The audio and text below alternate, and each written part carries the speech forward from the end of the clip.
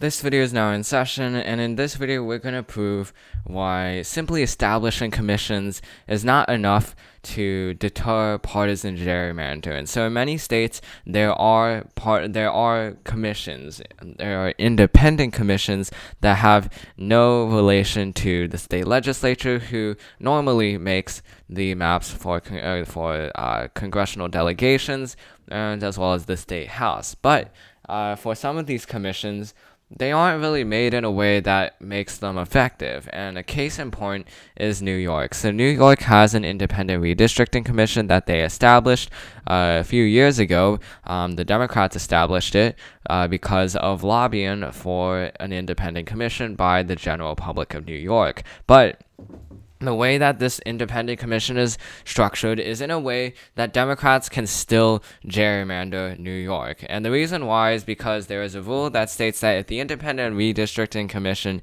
cannot get to an agreement on what map to bring to the state legislature, then ultimately the state legislature gets control of the redistricting process. And that means even though the independent commission can make their own map, it ultimately is not useful because New York state and the New York State legislature will eventually propose their own map. And this is the Democrats' weapon. And if we look at other states, the same thing applies, where it's all just political theater. So in Maine, for example, political theater, because even though there are two maps right here, there's a Republican and a Democratic side, there's not really going to be much happening with this, much difference happening in the very end. You can see here that the difference very marginal. So this is 1611, D16, R11. Here is D18 and R11. This is the Republican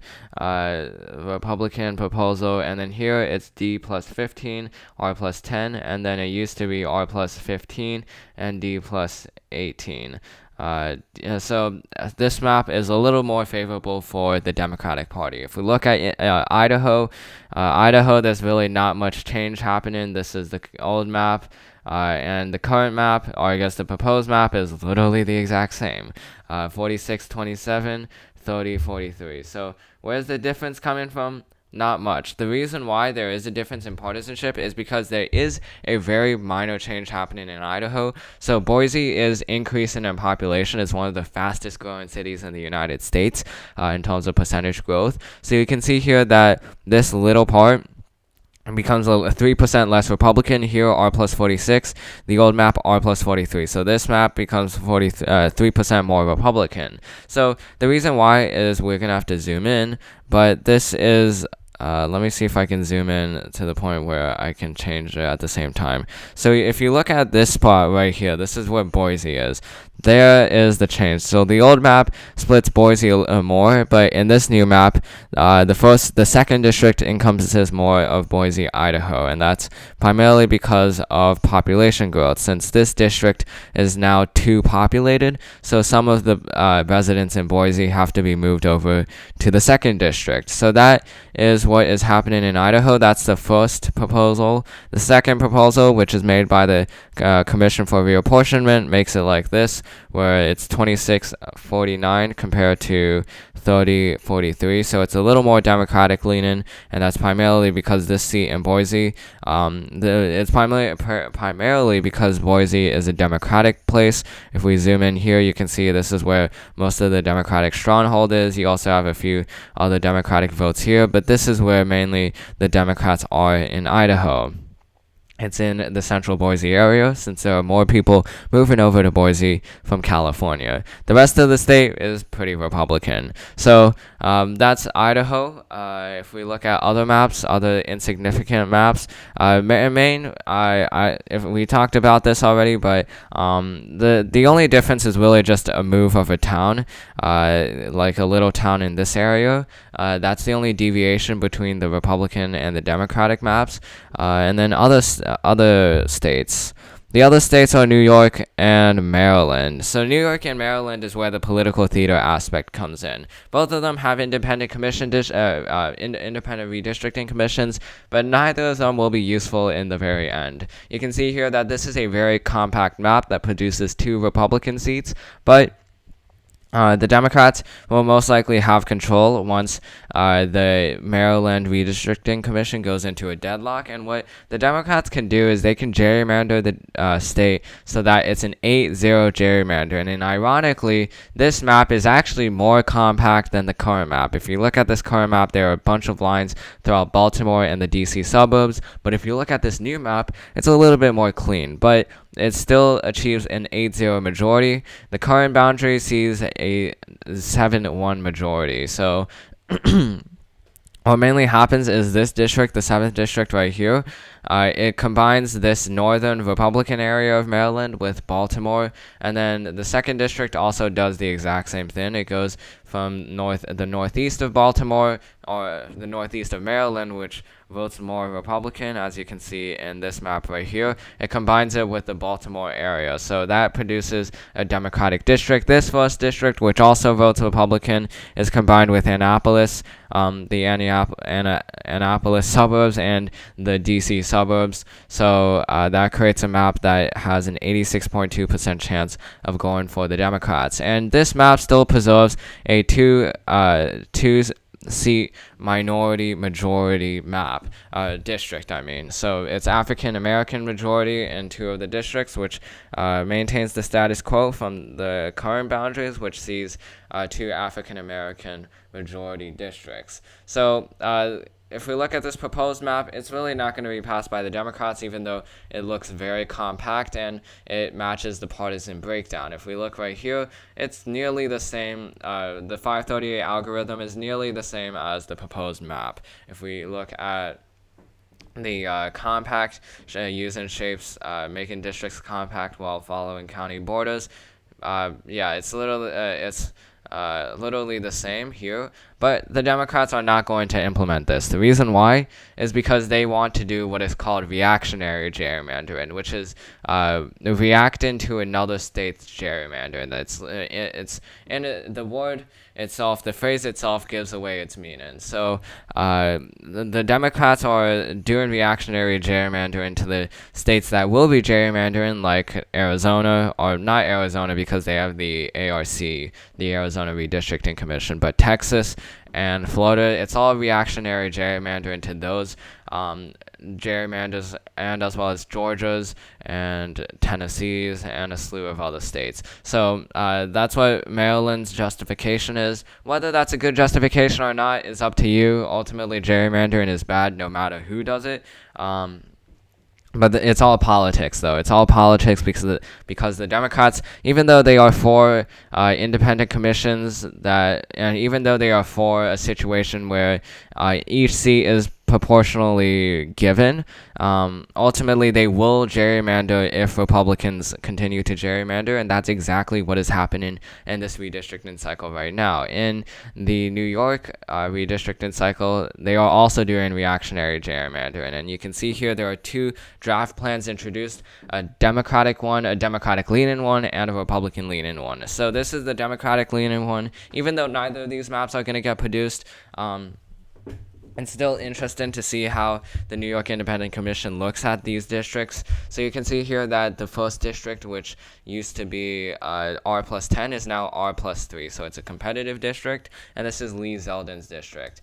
You can see here it is in the Long Island area. And the main difference from before is that it goes further into the New York area. New York's 3rd district becomes a little bit more Republican to compensate for that. So this Democratic area is now mixed with the more Republican area.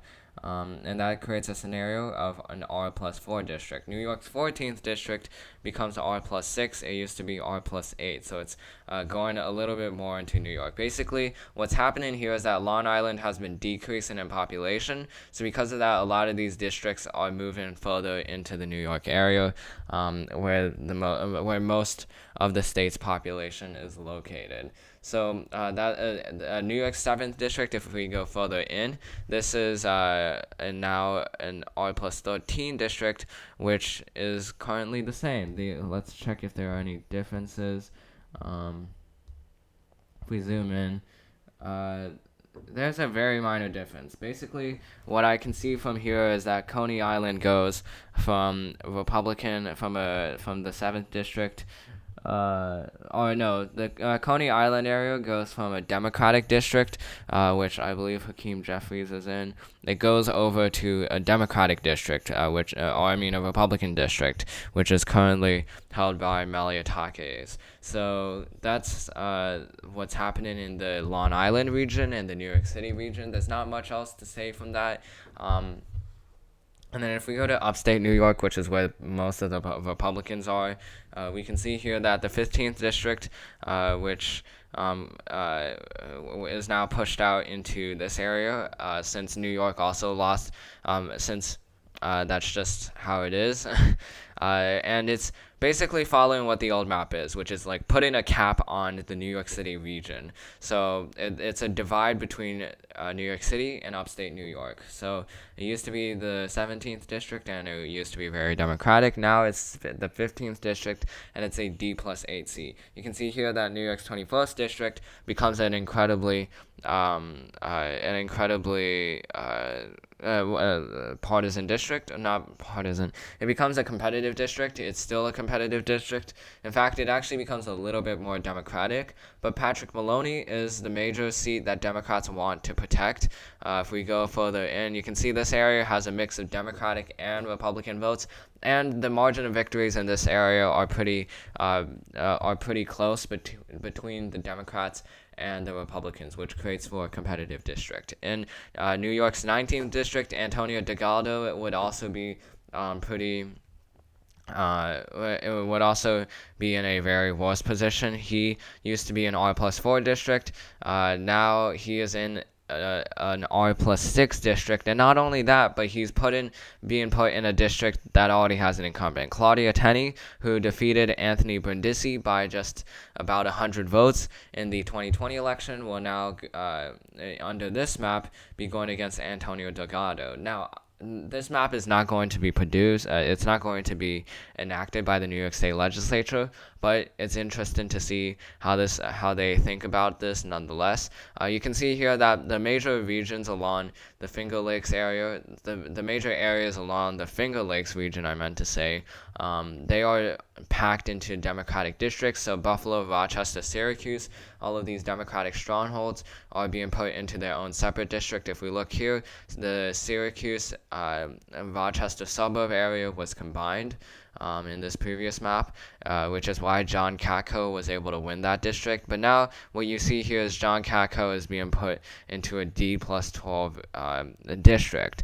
Meanwhile, Tom Reed is essentially his district is moving a little bit more northeast, and the difference here is that this district, which encompassed the divide between Buffalo and Rochester, it's now being put in with the Erie area, the Erie, Pennsylvania area, where the old map used to have the Erie, Pennsylvania area in its own district. So it's combining that, and then it's combining the rural areas of between Rochester and Syracuse. So that's the main difference. Well, it's a pretty compact map, and it actually follows very well the urban-rural divide that happens in New York. So Buffalo, Syracuse, Rochester, they're all urban areas and being surrounded by incredibly rural areas of New York. So it's essentially following the communities of interest guidelines that a lot of redistricting commissions implement. You can see here that New York's 25th district continues to stay the same, primarily because it's where the Adirondack region is. The New York Independent Commission doesn't really split any communities of interest apart. They keep the Albany community together. They keep the Rochester, Syracuse, Buffalo community in their own separate districts. They're keeping the rural communities together, so they're keeping this suburb this rural area together, this rural area together, and as well as the Erie area together. And then they're also keeping the Adirondack region together. And then they're following continuity line. They're following pretty straightforward lines in the New York suburbs region. So that's how the New York Redistricting Commission thinks, and that's how most independent redistricting commissions think. They think about communities of interest. A lot of times they will prioritize communities of interest over partisanship, because usually following communities of interest will eventually lead to a situation where the districts follow the partisanship of a state. So we'll most likely see that in states like Arizona and California and New Jersey. But those are all the maps that have been proposed as of now, and we'll talk about more maps as they come in, because this is a process that will be happening very quickly since the U.S. Census had delayed the results. So we're seeing a lot of quick maps being produced by a ton of states, and by early next year we should have all of this wrapped up. So that's the end of this video. Hope you enjoyed it. This video is now adjourned, and I'll see you in the next one.